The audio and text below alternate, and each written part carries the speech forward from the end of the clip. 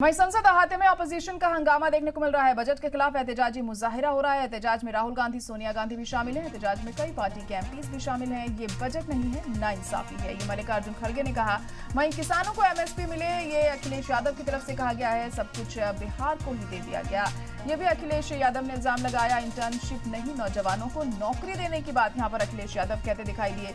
UP को सपने दिखाए थे लेकिन मिला क्या, इस तरह के सवाल यहाँ पर उठाए जा रहे हैं। अखिलेश यादव के जरिए, ऑपोजिशन के जरिए ये तमाम सवाल उठाए जा रहे हैं।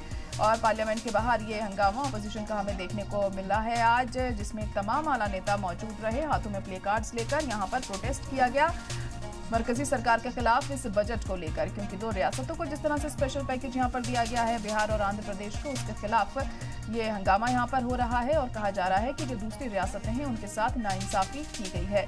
और उसी के मद्देनजर हम देख रहे हैं पार्लियामेंट के अंदर और बाहर भी एहतजाज करने की बात ऑपोजिशन की तरफ से कही गई है। तो बजट के खिलाफ यह एहतजाजी मुजाहिरा किया जा रहा है। राहुल गांधी, सोनिया गांधी भी इसमें शामिल हैं। एहतजाज में कई पार्टी के एमपीज भी शामिल हैं। और मल्लिकार्जुन खड़गे ये कह रहे हैं कि ये बजट नहीं है, ये नाइंसाफी है।